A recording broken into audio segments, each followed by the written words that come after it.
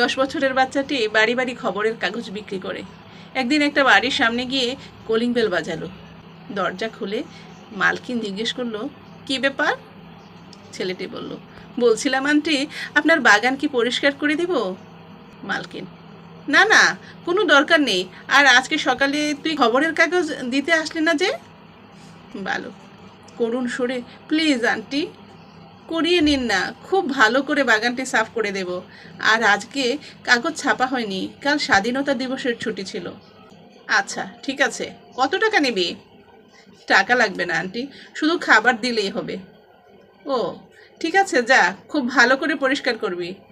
মনে হচ্ছে আজ কিছুই খায়নি, আগে ওকে কিছু খাওয়ানো দরকার। মালকিন মনে মনে চিন্তা করলো। এই ছেলে, এদিকে আয়, আগে তুই খেয়ে নে, তারপর কাজ করিস। না না আন্টি, আগে কাজ করে দিই, তারপর খাবো। আচ্ছা বেশ, এই বলে নিজের রুমে ঢুকলেন। 2 ঘন্টা পর, আন্টি, ও আন্টি, দেখুন না ঠিকঠাক সাফাই হয়েছে কিনা। আরে বাহ, তুই তো বাগানের আশপাশগুলো বেশ ভালো করে সাফ করে দিয়েছিস। এখানে এসে বস, আমি তোর জন্য খাবার নিয়ে আসছি।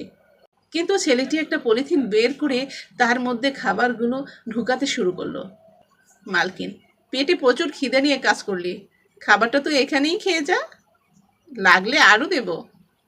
না আন্টি, বাড়িতে মা আছে, খুব অসুস্থ, সরকারি হাসপাতালে ডাক্তার দেখিয়েছি, ফ্রিতে ওষুধ পাওয়া গেছে, কিন্তু ডাক্তারবাবু খালি পেটে ওষুধ খেতে বারণ করেছেন।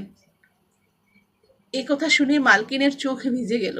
নিজের হাতে মাসুম বাচ্চাটিকে মায়ের মতো করে খাইয়ে দিলেন। তারপর বাচ্চাটির হাতে মায়ের জন্য খাবার তুলে দিয়ে নিজেও সঙ্গে গেলেন এবং বাচ্চাটির মায়ের সাথে দেখা করলেন। বোন, তুমি সবার চেয়ে ধনী আর ভাগ্যবান। যে সংস্কার, যে শিক্ষা, যে দৌলত তুমি তোমার সন্তানকে দিয়েছ, সেই সংস্কার, সেই দৌলত আমি আমার সন্তানকেও দিতে পারিনি। অসুস্থ মা ছেলের পানে করুণ দৃষ্টিতে তাকিয়ে রইল। ছেলেও মায়ের গলা জড়িয়ে ধরল।